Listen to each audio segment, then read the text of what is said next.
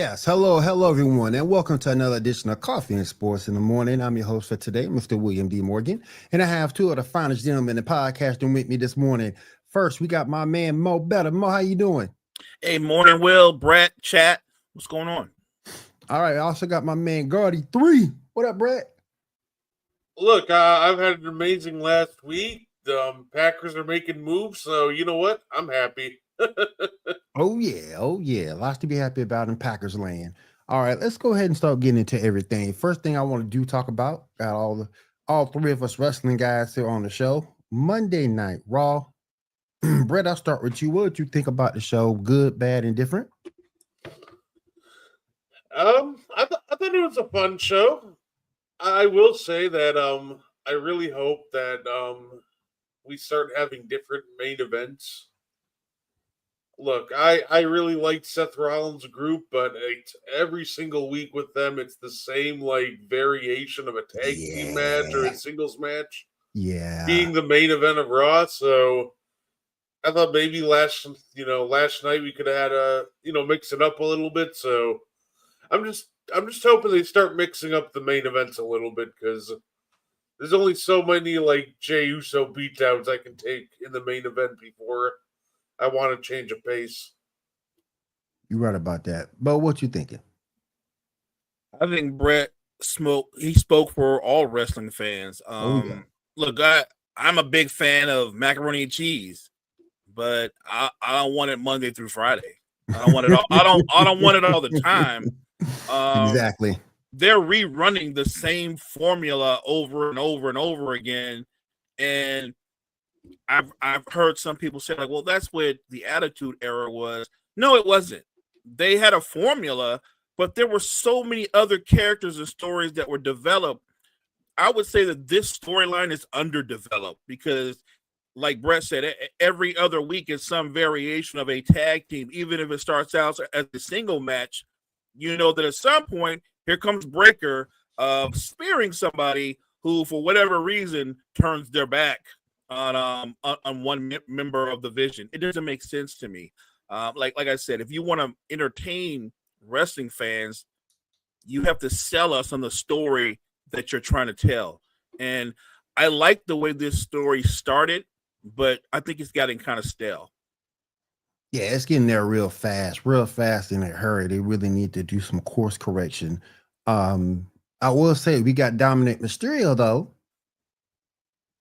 So it's always good to see Dominic and him doing his thing. But yeah, I agree with you guys. It's getting old. Now, the one good thing about last night, we got the interaction between Punk and Becky Lynch. Mo, I'll start with you. What did you think about that? No, I love that. I love the sell, the setup. Those are two people that are good on the mic. He's one of the goats on the mic. And as they were going back and forth, all I thought about was AJ Lee. Yep. Right? All I thought about is this is where there's an opportunity, and I don't know if it's in play, that AJ Lee not only comes back to support her husband, maybe she gets greedy and takes the IC belt from Becky. That would be awesome. What do you think, Brett? It feels like that's where this is headed, right? And it almost feels like a situation where if it's not AJ, I'm not sure who else they can trot out right now that it would be considered a disappointment at this point. So like you can bring out like for example maybe like a Bailey and maybe a Nikki Bella, Rhea Ripley, and it almost feels like at this point it really doesn't matter because the way this is like shaping up, it's almost like AJ or bust, and if it's not AJ, it feels like somebody's getting booed out of the building, and I'm not sure who. I will say this, guys. CM Punk, and you probably both are aware of this. He's got a really good relationship with Jade Cargill. I'm just saying. He does. So maybe he can. So maybe working with her. Right. If it's not AJ, then I'm guessing it would be Jade. Yep. All right. Let's go ahead and move forward. There was a top 100 players of 2025 in the NFL. We have here 10 through 1. And this is all positions, guys. So keep that in mind. The first one at number 10, Patrick Surtain from the Denver Broncos. You guys thinking that's a right ranking for him? Oh, I have no problem with him being a top 10 player. You could slide him up even higher. Like Yep. He's an elite cornerback in every aspect of the game, not just in coverage. But he's also a solid defender in the run game. So love Patrick Surtain. Brett, any problems with him being number 10? I think my only problem with that is he probably should be higher, but I also have to see who's ahead of him. Facts. Yeah. Who's ahead of him at number 9? Minnesota wide receiver Justin Jefferson. What do you think, Brett? Okay. I'll never be mad about, Justin Jefferson being a top 10 top 10 player. Just a truly generational talent. So you know what? Whatever, I'm cool with it. Mo, good for Justin, or should he be higher? It's good, depending on who's in front of him. Like Brett said earlier, I love Jay Jettis. He's the closest thing, and it's weird, obviously, because he plays for the Vikings. He's the closest thing in the modern era, or at least the current era, that we have to Randy Moss. Yeah. Agree, and that's a good comparison. Number 8, Cleveland defensive star Myles Garrett. What do you think, Mo? I'm coming back to you. Yeah, again, I have no problem with Myles Garrett being top. I feel like we're getting set up because all these guys, I agree that they're top 10. I'm just concerned who's in front of them. Myles Garrett is a dominant offensive wrecker, so no doubt he's top 10. Yeah, I like Myles Garrett there. That's fine. It's fine by me. He just a truly elite talent. Maybe the best edge rusher in the game right now. Number 7, we have Baltimore running back Derrick Henry. What do you think, Brett? I think Derrick Henry has a legit argument to be the best player in football last year. I think this is a very fair ranking for him. Mo, think that's a fair ranking for Derrick? Let me ask you, this is based off of their projections for this season, right? I think so, yeah. So I love Derrick Henry, and I give him credit for doing what most running backs don't do on the other side of 30, but I would actually have all 3 of those guys ahead of Derrick Henry. I can sort of kind of get that, though, because the one thing with, even though his usage rate is high, he doesn't catch passes. I mean, he's a true old school.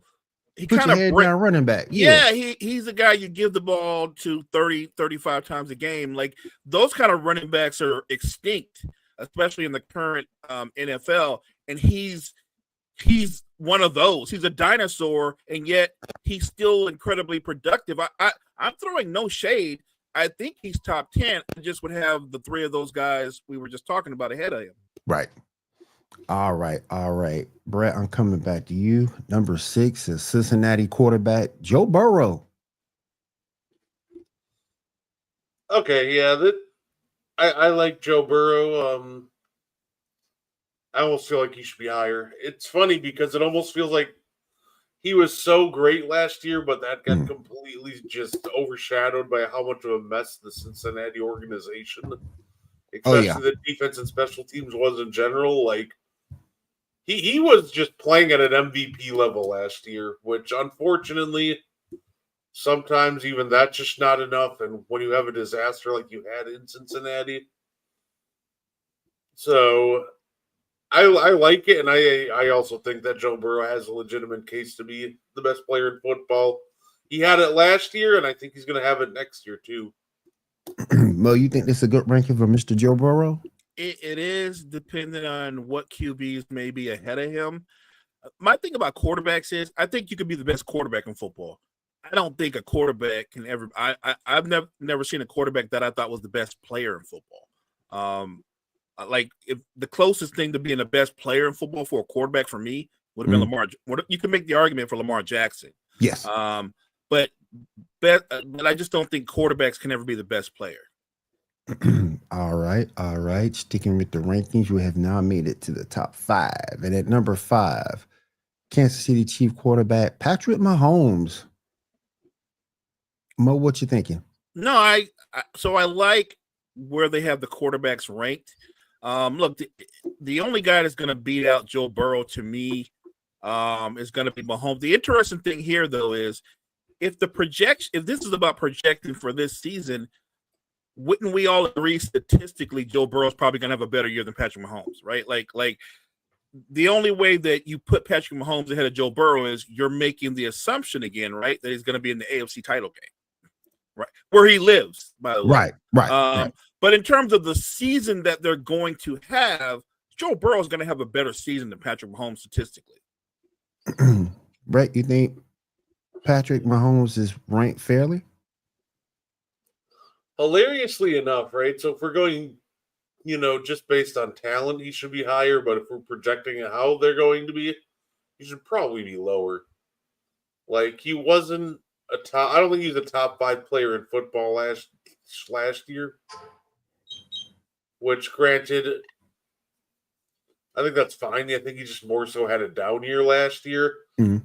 You can predict he's going to have a bounce back year, this year. And it's funny, even his down years, he's in the Super Bowl. So that's just how great he is. But I think at the end of the day, when it comes to, Patrick Mahomes, he was great. And I think he's going to hopefully have a bounce back year. But yeah, no, I'm always okay with Patrick Mahomes being anywhere in the top 10. Just a truly generational talent, because we can argue that he should be lower, like he had a down year last year, but even the down year ended with him in the big game again. So I have no problems with Patrick Mahomes ever being in the top 10. And look, guys, I want to give Patrick Mahomes all the credit in the world. I don't debate whether or not he's a generational talent. I think we all know that. Yes. And early in his career, obviously, the numbers went with what he was as a talent. Yep. To his credit, while his weapons have left and he's played with less, I would argue that no quarterback has done more with less in terms of the surrounding talent than Patrick Mahomes. So he went from a guy that was dominant, talent-wise and production-wise, to a guy that he is dominating football games with his mind. Like, he realizes, I don't have the firepower, so now he's game managing his way to Super Bowls. That's, to me, is as dominant or as special a player can get. All right. Going back to the list. This one here kind of floors me a little bit. Number 4, Cincinnati wide receiver Ja'Marr Chase. I got a problem with that because I think he's the best wide receiver in football.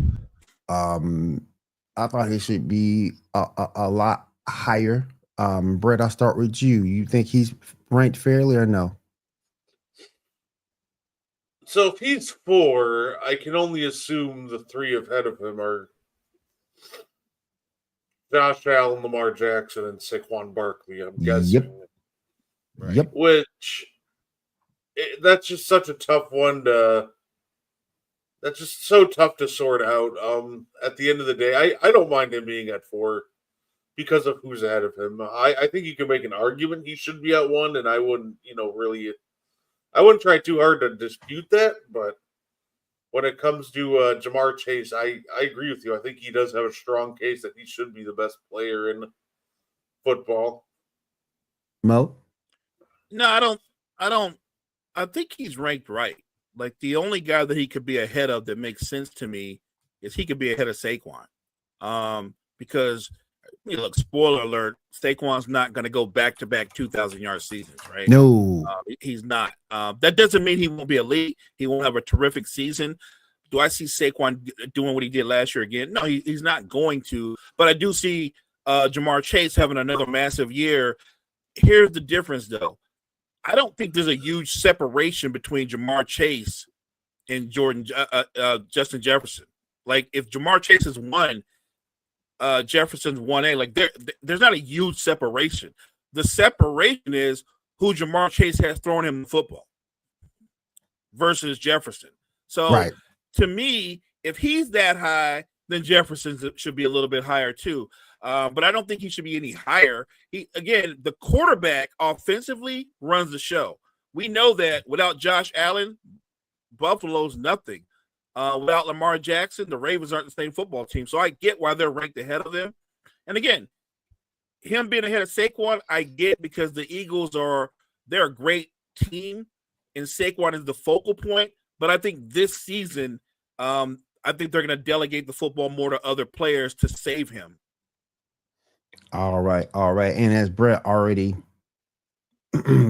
let you guys know, number 3 is Josh Allen, number 2 is Lamar Jackson, and number 1 is Saquon Barkley. So good top 10 list, good discussion. What I want to do now, we're going to stick with the NFL. I want to go over your prediction for week 1. Winners and losers, maybe thought process on each game. The first game I want to go over is the Thursday night game between Philly and Dallas. You know how that's going to end up. You guys think that's going to be an entertaining game? Saquon Barkley might match his 2K yard production last year in opening night alone. Like all they have to do is spam outside zone runs, and it's probably just over.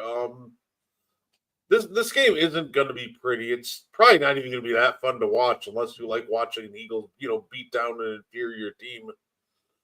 Like I don't see a scenario in where this game is really even all that close. So I think the Eagles win this one easily by double digits, and we get some more iconic Jerry Jones in the box looking dejected. Oh yeah, for sure. It's in Philly too, so it's gonna be interesting. Mo, any thoughts about that game?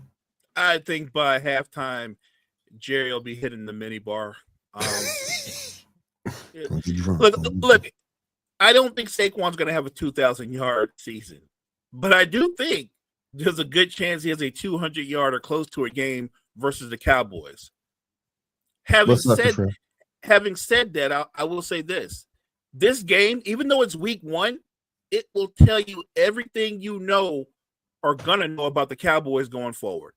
Because if the Eagles can just clearly dominate them and Saquon goes for $150 or more, other teams with talented running backs and talented offensive lines, they're going to gut them as well for the whole season. All right, second game I did want to go ahead and go over the Kansas City Chiefs over with the LA Chargers. I'll start with you, Mo. What do you think about that game? I think it's going to be an intense game. It's an interesting game. You got Big Red against Jim Harbaugh, Spags. It's going to be fun. It's going to be physical. I think the Chargers eke out a low-scoring football game, 13-10 or something like that. All right, Brett, what do you think about that game, my friend? Yeah, I think it's going to be a lot more low-scoring than people think. It'll be a fun, grinded out, defensive repair, game, especially with Spags and Harbaugh. They're all, calling the action. Both tend to have really good defenses, so I think both defenses will get up for this one. I'm going to guess that I'm going to guess that the Chiefs eke out an opening night win, probably 17-13. I think it's going to be a real close one. I think so too. Just going to be a close game.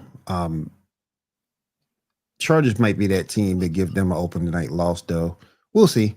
We'll see how that secondary can hold up in that game. That's going to be interesting. All right, let's move on over to our Sunday afternoon game, rather. Buccaneers at Falcons. Mo, I'll start with you. This might be a high-scoring game. It might be. I have all the faith in the world in the Buccaneers offense. They have a great run-pass balance. The defense is rock solid. But Atlanta doesn't lack for offensive talent or firepower. The only question is the guy under center, can he orchestrate that offense in an effective way without turning over the football? And I think everything hedges on what Michael Penix can actually do being QB1 going forward. What? You mean to tell me you don't believe in Michael Penix? What? No, I didn't say that. I'm fair. I think the kid has potential. Yeah. But to just, put him at QB1 and go, he's a franchise quarterback, I need to see it. Yeah. He's got to do it on the field. What do you think, Brett? I'll say when it comes to the Buccaneers and Falcons, this should be interesting because I think that this will be a decently scoring game. The Buccaneers secondary was gettable last year, and I think you'll be able to expose him again this year. That being said, I think this is going to come down to the Falcons, right? They added a couple of new pass rushers, especially in the draft. That's one spot that they were severely lacking in last year. They could not get any pressure on the quarterback. I think that if those new pass rushers are up to speed and they're actually able to generate some pressure, then I think the Falcons will pull this one off. But if it's the same problem as last year, they're just going to let Baker sit in the pocket all day. I think the Buccaneers win pretty comfortably at that point. But if I had to guess that, I'm going to guess that the pass rush is a lot better than last year, that they come out, they make a statement. And I'm going to predict that the Falcons knock off the Buccaneers opening week. Ooh, I like that. Okay. I think that's a hot take. That's a hot take. I can't go there, but I respect it. I like that. I like that. It is a hot take. I like that. Let me ask you fellas a question when we're talking about the Falcons. What do you guys make of Kyle Pitts? Is it too early to call him a bust? Nah, he a bust. we do this every year. When Kyle Pitts is this great vertical threat, and he's gonna have a Pro Bowl season. How many years he been in the league? Yeah. When is that ever going to happen? I'm starting to feel like Kyle Pitts is basically the same player as the guy that quit being a tight end to go be a rapper or whatever he was. What's his name again? Darren Waller. Yeah, Darren Waller. Another guy that's great vertical threat. I think people like Waller and Kyle Pitts are combine babies. They're incredible athletes, and they're unique because of their size and strength. Right. But when you actually apply it on the football field, they're below average players. It's funny. Like I like to be a little bit more stingy with the word bust because I think it's overused. When it comes to Kyle Pitts, he did have that really phenomenal rookie year, and he just hasn't really lived up to that since. So I don't know if I'm putting him like in the bust category because he has been at least serviceable. He has been good at times, but even though he hasn't lived up to his pre-draft, determination, he's almost in that same tier as like where you put maybe like a Trevor Lawrence, where I wouldn't say that they're bust per se, but it may be that they just got that generational label just way too early. Both Pitts and maybe a T-Law did. So I say bust for guys like Evan Neal, who got picked in the lottery and were just totally terrible right from the jump. So, like I said, if people want to call Kyle Pitts a bust, I get it. But I don't know. Maybe even just having the rookie year that he did and giving the production he has since, I think it's enough to say that while he's disappointing, I feel like that maybe we should save the word bust for guys that, deserve it more than he does. All right, That's fair. Let me amend my statement then. Kyle Pitts is overrated. How about that? Okay. What do you think? Is that fair, Brett? He's vastly overrated because a lot of guys have great seasons, like one season, a blip, and then you see the rest of their career. Yeah. All right, moving on to the next game. Your Cincinnati Bengals versus the Cleveland Browns. Brett, I'll start with you. It's in Cleveland, by the way. That doesn't matter. The Bengals should just slaughter them, and if they don't slaughter them, then just count out the Bengals at that point. Because I don't see the avenue in which the Browns make this a close game at all. Like they're literally just worse in pretty much every single facet of the game except like defense, but even then I don't think that's enough to save Cleveland with how anemic that offense is going to be. So honestly, the Bengals should just come out and absolutely just murder them, and it shouldn't even be close from the jump. Mo, any thoughts on this game? You don't think Myles Garrett might take off and get some sacks? I mean, we have seen the Bengals start out slow. And the Bengals don't have one of the best offensive lines in football.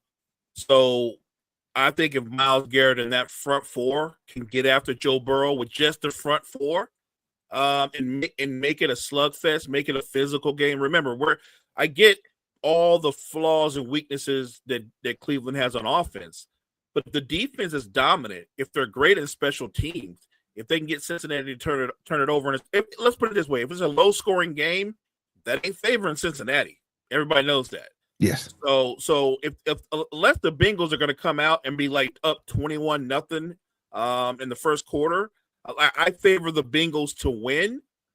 But I'm going to give the Browns a fighting chance and say it's a more competitive game than we think it's going to be. All right, all right. Next game on the slate, we got the Miami Dolphins versus the Indianapolis Colts. Mo, I'll start with you. It's in Indy, by the way. I'm going with the Colts. Danny Dimes has a really easy job. Turn around, you hand the football to Jonathan Taylor, and you don't turn the football over. He doesn't have to win the game. He got one job. Don't lose the game. The Colts have a better offensive line. They've got a solid defense. They've got playmakers on the outside.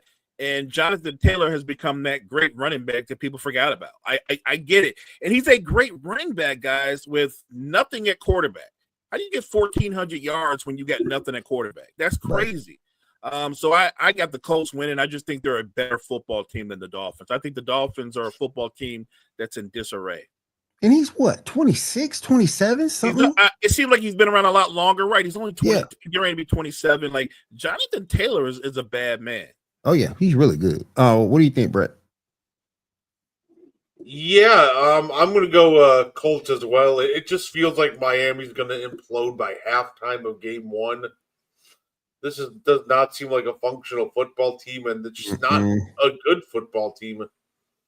So I'm looking forward to seeing kind of how this game goes, to see if the Dolphins can just how unified they are, if they can play as a team.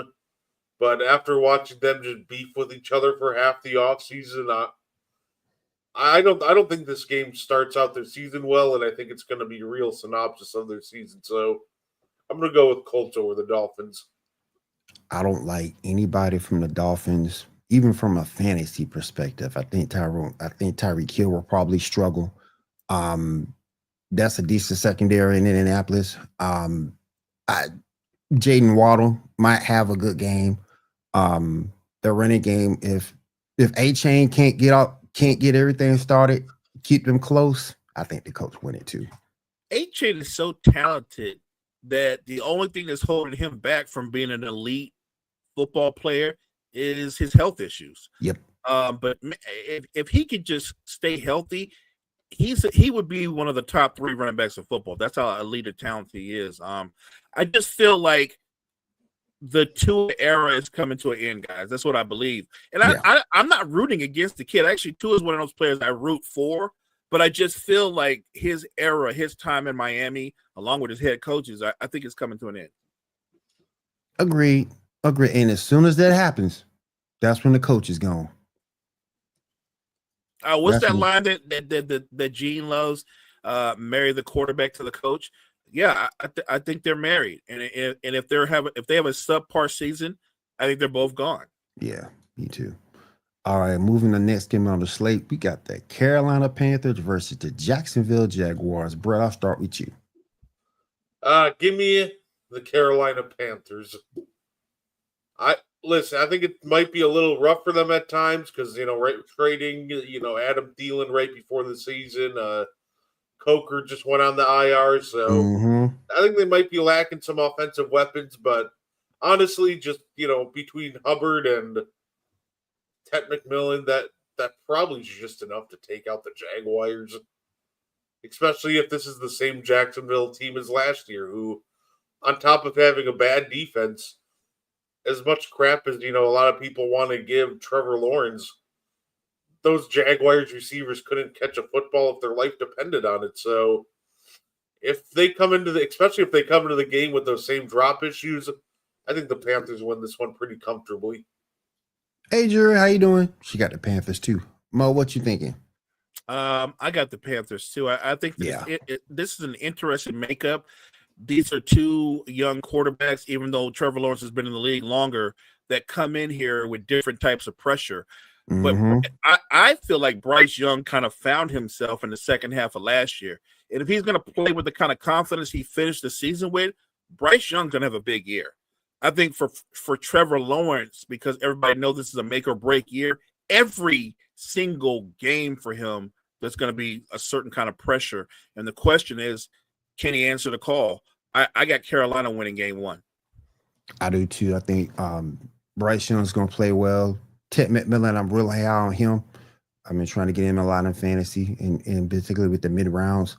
Chuba Hubbard, I think, might have a good game.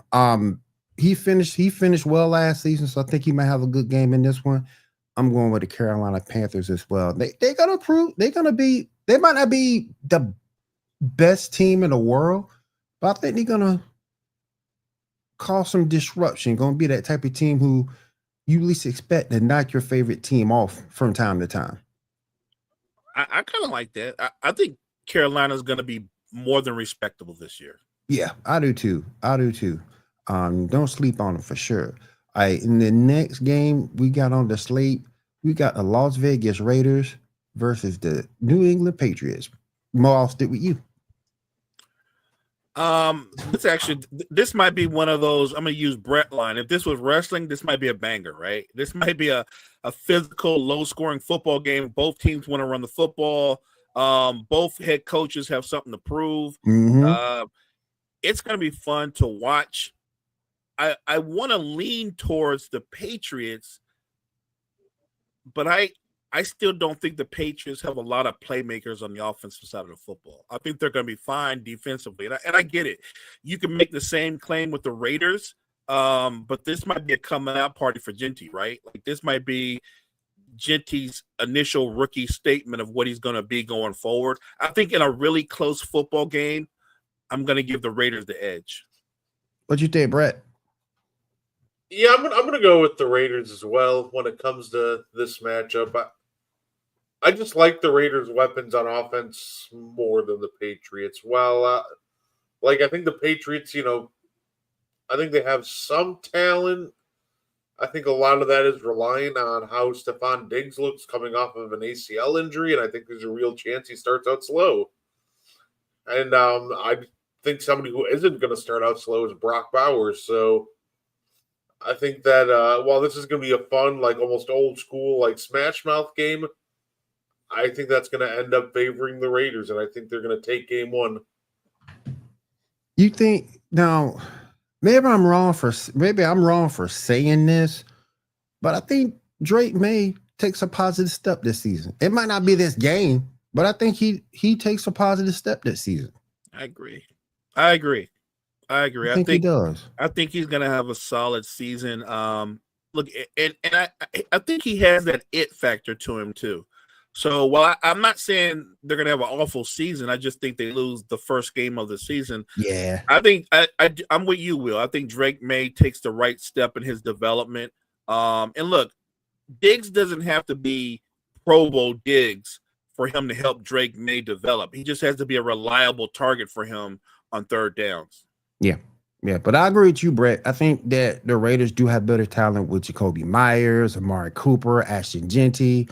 I think they do have Brock Bowers. I think they do have more talent than the New England Patriots.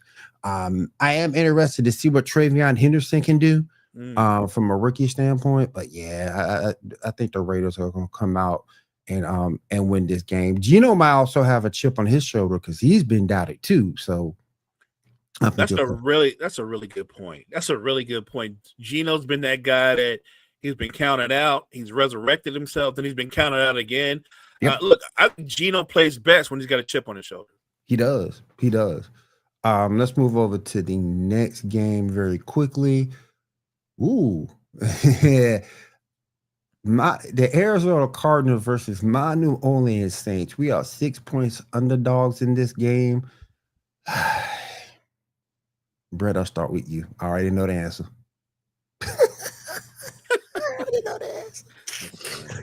At some point this season, I will predict a Saints upset, and I will be correct. I do not think it's week 1, though. I just don't see the avenue, I guess, to winning this football game for the Saints because it's like, if they get enough stops, and you realize their defense is has a combined age of 2,000. Like, maybe if the offense goes nuts, and then you realize, okay, well, it's Spencer Rattler. And so it's just one of those games where I just don't see the avenue to them not getting blown out this game. Mo, what you thinking, man? I think that I like the term house money. And I think your Saints come into week one, this first game of the season, with house money. The Cardinals should win, but it's not a lock. It's not like the Cardinals have some overpowering offense. True. I think your Saints come out and just play football. And I'm going to go ahead and do the unthinkable. I think the Saints, this is their upset game. I think they start off week one by beating the Cardinals. Whoa, that's a hot take. I'm clipping that. I'm clipping that. I've said on this show before, this season for the Saints is not about wins and losses. It's about development. You got a lot of young guys on that team that I want to see what they can do. Danny Stutzman, for one. I want to see what we can do on the defensive side of the football. Can Alvin Kamara continue to play well? He's never had 1,000-yard rushing season, so we can see if he can actually hit that. I also want to see if Chris Olave can stay healthy this year. That'd be a big deal. And see if those picks on the offensive line can actually hold up. So, yeah, I think it's a year of development. Again, like you guys said, the Cardinals aren't juggernauts on either side of the football. So, and it is a home game, so we'll see. I'm still picking Arizona if it was me, a bed man. But yeah, I just don't trust. I don't trust Spencer Rattler, and I don't like Tyler Shuck. That's my only call for pause. But if it was anything else, with a better quarterback, let's say for example, we were smart and got Bridgewater instead of letting Bridgewater go to Tampa Bay. Yeah, I will give it to him, but I just think I don't trust the quarterback. We'll see. Spencer Rattler might surprise me. All right, let's move over to that next game. We got the Pittsburgh Steelers at the New York Jets. Mo, I'll stay with you. I think Pittsburgh wins this game. I think it's a low-scoring game. I think both teams have good defenses, but I'm going to trust Pittsburgh's defense to control the Jets' offense. I don't know how good their offense is going to be. We know the offensive talent that they have. Yes. But everything is banking so much on what they're going to get from the quarterback position. And that's a real question mark.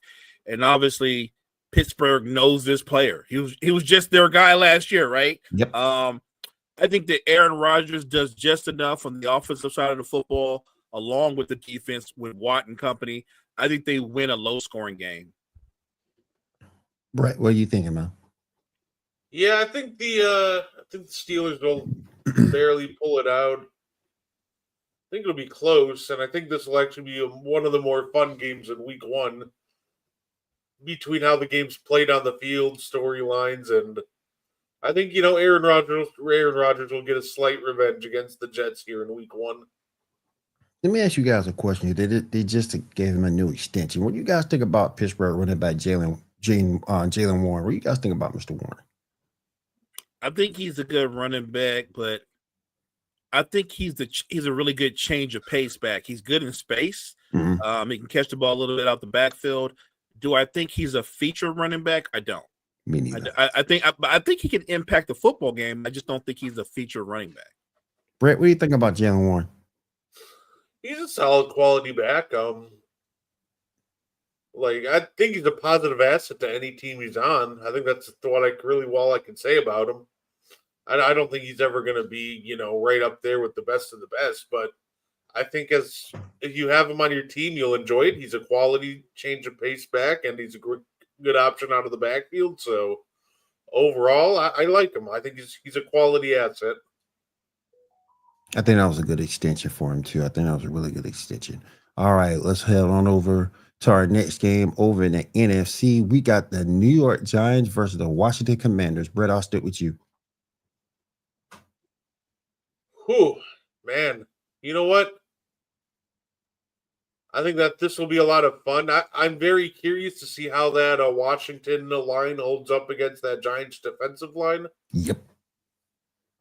You know what? I'll go with the Giants. I think that this is going to be a fun one. I think it'll be a close game, a game of division rivals, and division rivalry games are always weird. So I know a lot of people are going to pick the Commanders, but you know what?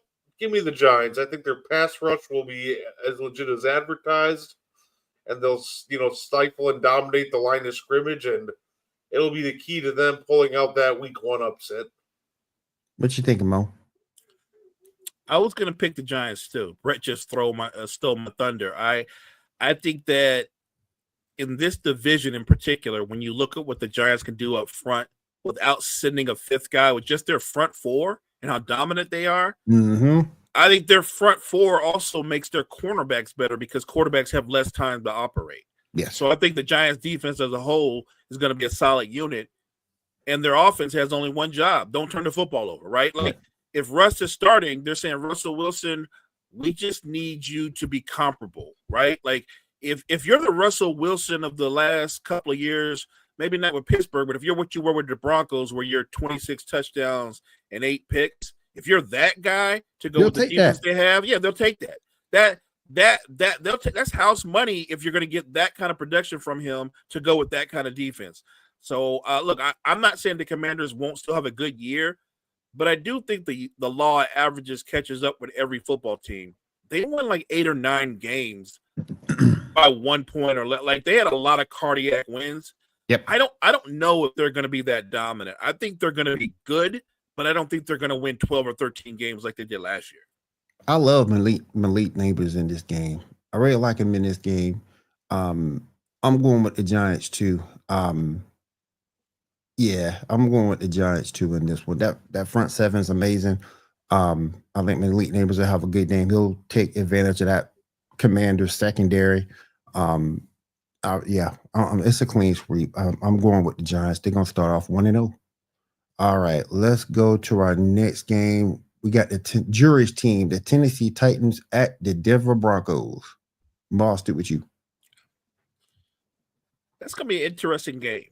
Obviously, Denver is going to have one of the top defenses in football. So you start there, what their defense can do, and what Ward is going to be able to do against that kind of defense. I would suspect that Tennessee is going to try to run the ball to take some pressure off of him. But I'm looking at the Denver defense and what they can do. I think Denver's going to win the game. I don't know if it's going to be a high-scoring game, but I think Denver wins, I'll say 20-10. Brett, what you thinking? So no, I agree with that. I think that.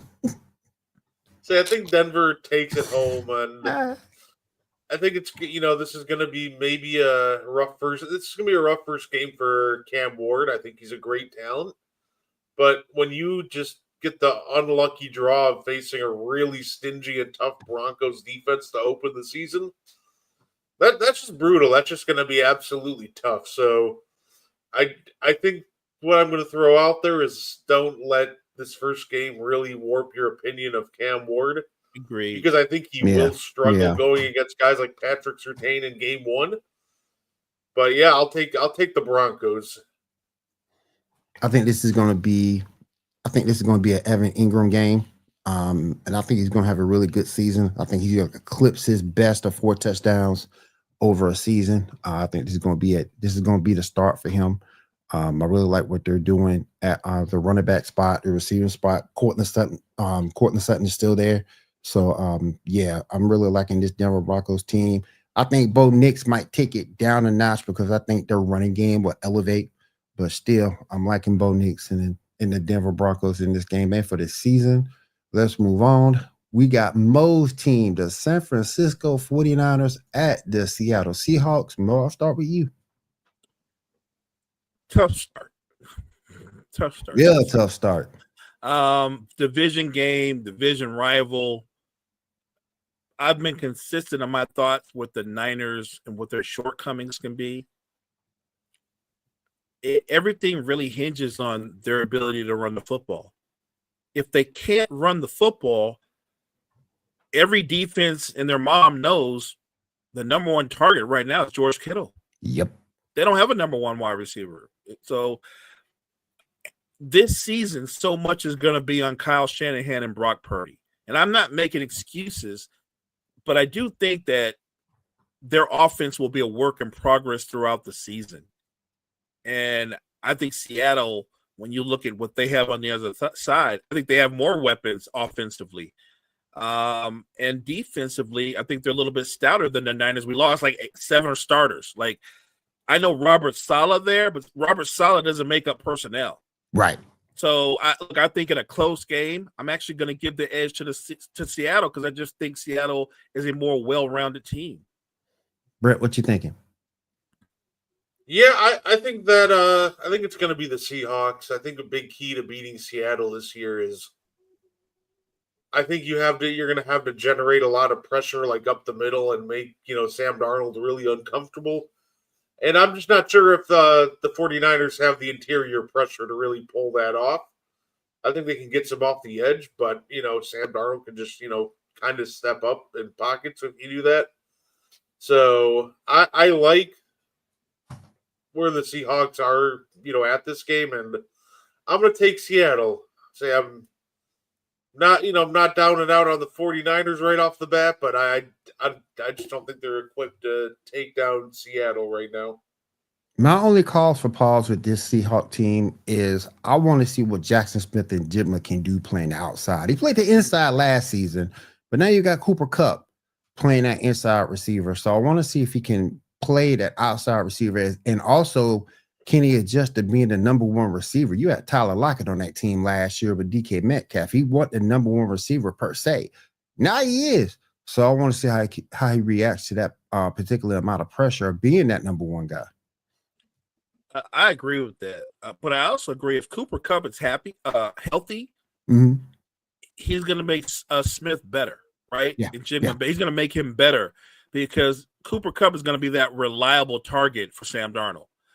Great route runner, works well in small spaces. So a healthy Cooper Kupp makes Seattle's offense that much better. Agreed. All right, let's move on over to our next game. We got Brett's team. We got the Detroit Lions at the Green Bay Packers. Brett, I'm gonna start with you. Oh, you know what? I think I have to go Packers. I think that this is going to be an interesting game between, obviously, we have the Lions for real first game without Ben Johnson and Aaron Glenn. The Packers are obviously just coming off the Micah Parsons trade. We already know what the Lions are going to try to do. They're going to try to run it right up the middle, run it right down the Packers' throats. And I think that, could be a key to success. I think that'll be the kind of the litmus test. If the Packers, defensive tackles, because, look, I think the biggest loss when it comes to the Packers' run game this offseason, we lost TJ Slayton to the Bengals. That was massive. He was graded as one of the best, run stuffing tackles in football last year. So if, Devontae Wyatt and company can, step in and just at least hold up and force the Lions into obvious pass rushing situations, then that's when I think we see an unleashed Micah Parsons this game. And I think that's our key to success. I think we'll be able to move the ball. It's how will our run defense look, and will the defensive tackles be able to hold up against a very physical Lions team? And I think we'll be able to do it. I think that last year we only won one game in the division, and I think we win our first one right off the bat in game one. All right, Mo, any thoughts on this game? This might be the best game of the weekend, of week one. It might be. But I'm going to give the edge to the Packers, not just because of the deep wide receiving core that they have and improved Jordan Love. I think people forget about what Josh Jacobs provides to that offense, what he does for them with the power running game in between the tackles. And let's not forget, Detroit has all that firepower, but they did lose the captain to their offensive line. They lost their Pro Bowl center. That is a big piece to be missing, not to mention all those coordinators who are top-level coordinators. So while I get the talent remains, I picked the Packers to win this division outright. I think they win a really good competitive football game week one. Going to be interesting, that's for sure. Let's move on over to our next game.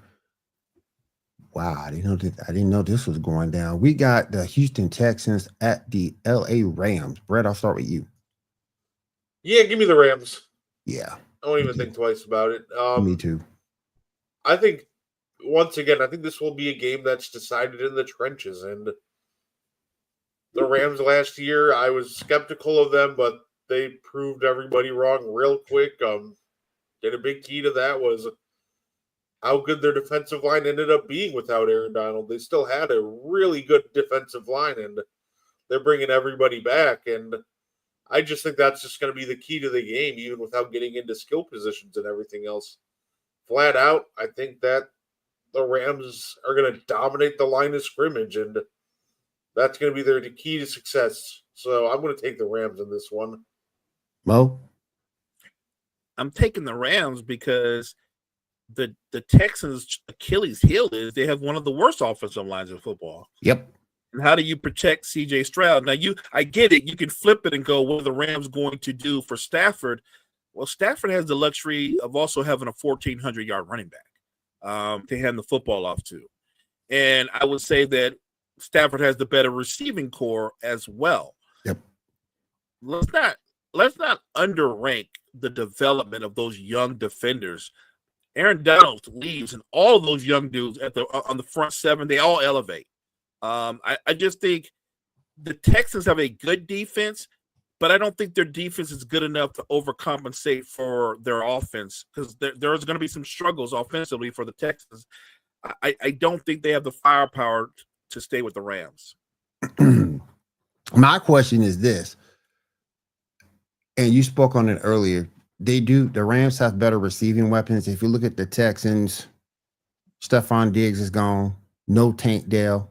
No Joe Mixon. It's going to be, and that offensive line has not been addressed in the offseason at all. It's going to be tough sledding for CJ Stroud. It's going to be tough. And Nico Collins is nice, but who's going to be the guy opposite him? Right.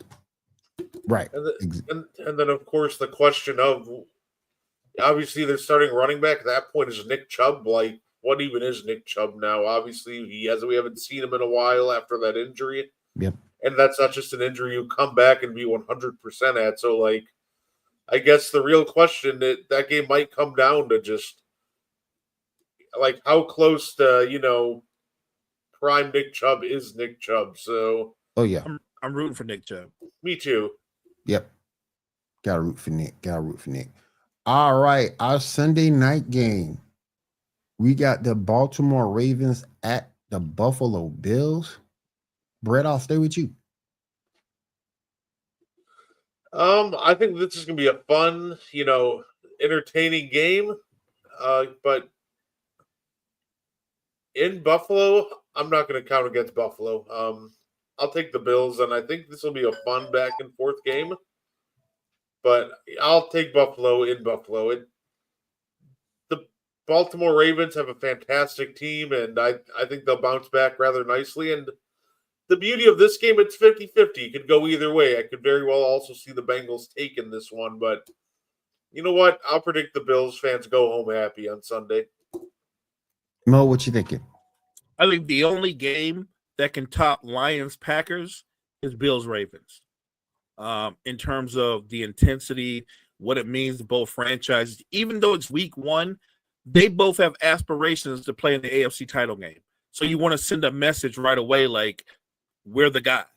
And look, for individual reasons, I'm sure Allen and Lamar want to outplay the other. Buffalo's tough to beat, but if any team's built to beat them in Buffalo, it will be the Ravens and what they do with the football. Because if you can't slow down Derrick Henry, you can't slow down the Ravens offense. I'm going to take the Ravens in a close game. It's going to be a good one. My thing with Buffalo, I don't know if James Cook has the same season he did last year. I think he might take a step back. So, yeah, I'm going with the Ravens, too. I think Mark Andrews is going to have a chip on his shoulder after how things ended last season. I think you might see a big game out of him. So we shall see for sure. But I got the Ravens in that one. And last but not least, we got the Minnesota Vikings at the Chicago Bears on Monday night, 8:15. Mo, I'll stick with you. What you thinking? fun game, division game, another one of those division games, right? The fun thing about this one is you've got Caleb Williams, high expectations. The Bears have high expectations with all the additions they made. Obviously, the biggest addition is with Johnson running the show. Here's the question, though: more pressure on Caleb Williams, or more pressure on his head coach? I'm wondering which one is going to feel the pressure. I think it's week one, but with all the high expectations, I think a lot of people think the Bears are going to come out and score like 35 points, right? And the Vikings will have like 7. And I think the game is going to play out differently, where it's a competitive football game. I want to give the Bears the edge because I think they have more overall talent. But I don't know.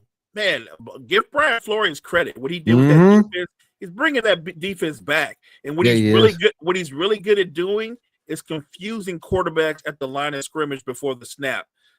A young quarterback like that, he's still a young quarterback. I'm going to take the Vikings in a close game. Brett, what you thinking, bro? Yeah, I'll go Minnesota as well. Between Brian Flores and the Vikings, almost re-addition of Adam Thielen to our already loaded, skill position group. As long as J.J. McCarthy doesn't lose them this game, which he only has one job, is just get it out to these playmakers quick. Yep. I think the Vikings should take this one home. I do agree, but I do want to see if that Bears offense can do anything against this defense. I do want to see that. Again, we talked about development before. This might be a season of development for Caleb Williams, so we shall definitely see. All right. Appreciate you, everybody, coming out here with us this morning on Wire to Wire Network. Any final thoughts, gentlemen, before we get out of here? Just excited that football's back, guys. I'm excited about what's going on in WWE. But what we all alluded to, let's chill out a little bit on Bronson Reed and Braun Breaker beating up members of the Uso family over and over again. Brett, you got anything to finish us up, my friend? Yeah, just a little, I guess, housekeeping. We won't be having Meaty Boys tonight. I work because I'm trying to go to SmackDown on Friday, hopefully, and I also took off for football all weekend. So I'm hoping that it's a good week for my Packers. All I'm going to say is don't expect Micah Parsons to play every single snap opening week. He hasn't practiced or anything all season, so I would expect him to play maybe 25 or so snaps in obvious pass rush situations. So yeah, I wouldn't expect anything insane. So overall, I'm just excited football's back, and I know I'm going to have a great weekend regardless of what happens. And as you guys know, when you know better, you do better. Mo, take us on out, my friend. And thank you guys so much for joining us this morning. Appreciate everything and all the energy coming from the chat. Guys, make sure you check out all the great content we have at Wire to Wire Network. Wire to Wire Network, we appreciate you. And as we roll out, we're going to show you all the fine shows that you can catch here on Wire to Wire Network. We'll see you guys tomorrow.